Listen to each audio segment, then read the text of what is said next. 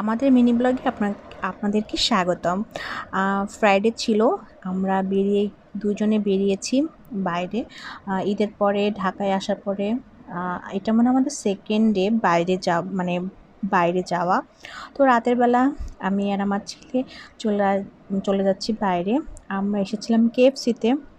ও অনেকদিন কেএফসি খায় না, তো এই জন্য আমরা খাওয়ার জন্য চলে আসছি।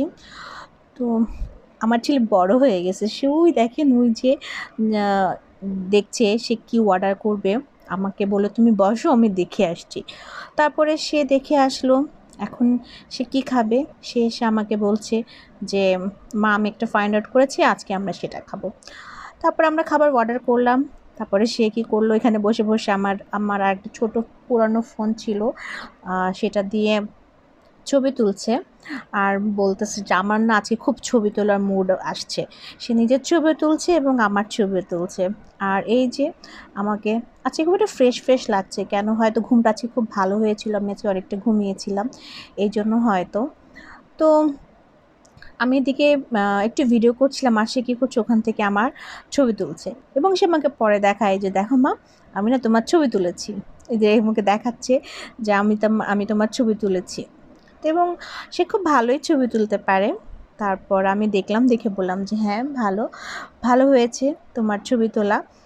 তারপরে একটু ঢং ঢং করলাম।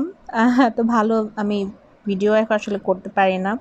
তারপর সে তার চুলের কথা বলছে, তার চুল নাকি আজকে তার ভালোই মানে ভালো হচ্ছে না, ভালো শুধু সামনে চলে আসতেছে, ভালো লাগতেছে না। এইগুলো কত কথা, বড় হয়ে গেছে মাশাআল্লাহ। এই যে আমাকে দেখাচ্ছে, সে আমার ছবি তুলেছে। তারপরেও আমাদের খাবারটা চলে আসলো। তো নর্মালি একটা বার্গার আর চিকেন ফ্রাই এরকমের সাথে ড্রিঙ্কস হাবিজাবি।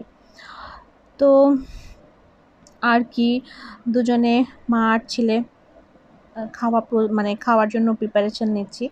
এবং আমার ছেলে বলতেছে আজকে আমার কাছে অনেক ভালো লাগতেছে। তো এই তো খাওয়া দাওয়া শেষ করে আর ব্যাক করা ভিডিওটা নেওয়া হয়নি।